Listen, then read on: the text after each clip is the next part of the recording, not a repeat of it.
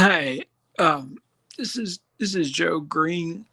I funny. I just did an interview this morning, um, and I was going to talk about a couple of things in that interview, but as it turns out, we got on to other topics, and I never finished off the couple of things that I wanted to say.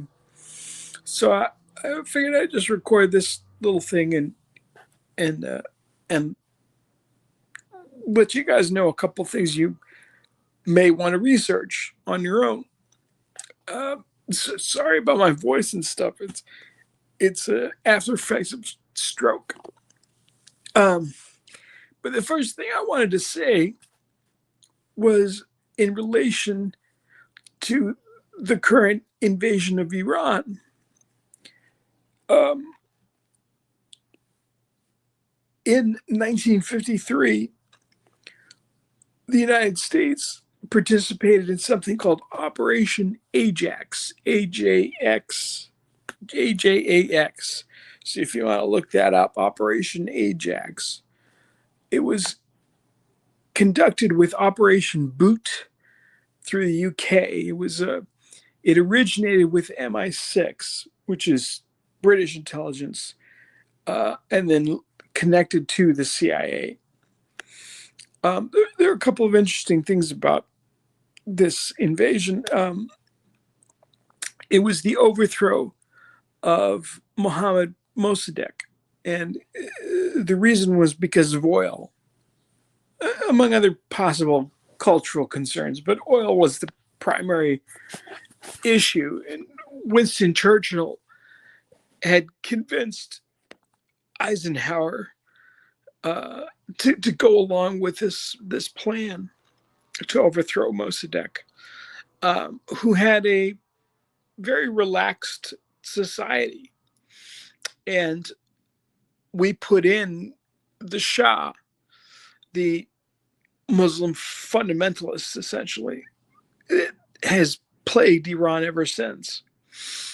Um, and the interesting thing about that is that we have been participating in invasions like this ever since then.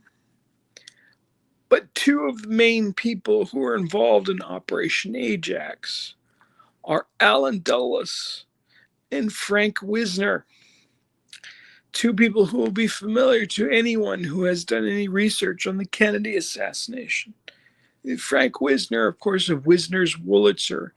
He was a perfect guy to work on media outlets and to get his message across. Alan Dulles, who wrote up the plans for Mossadegh, was doing so because he was good at it. And most JFK researchers are aware that Alan Dulles is one of the primary suspects of putting together the plans for the execution of John F. Kennedy. So it's kind of interesting there, too. It's 10 years before Kennedy was murdered.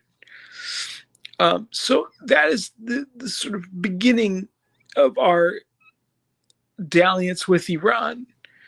So this is not coming out of nowhere. This is coming out of an initial invasion that took place in 1953, a long time ago.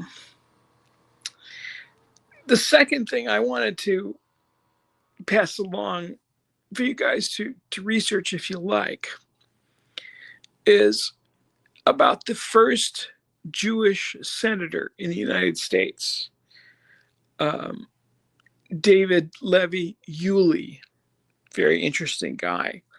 He was born in 1810. The family owned slaves.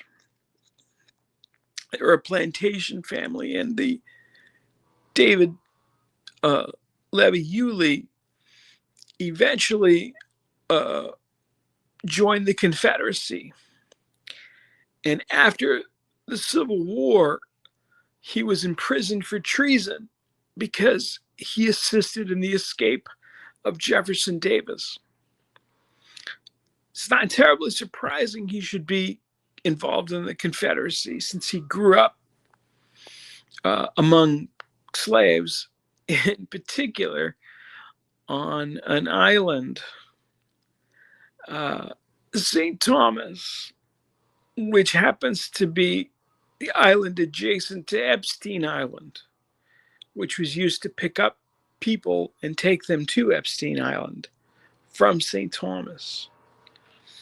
So that slavery system, which was in large part run by pirates, everybody thinks of now because of the Johnny Depp films about Pirates of the Caribbean, and they're funny guys that have adventures on the high seas.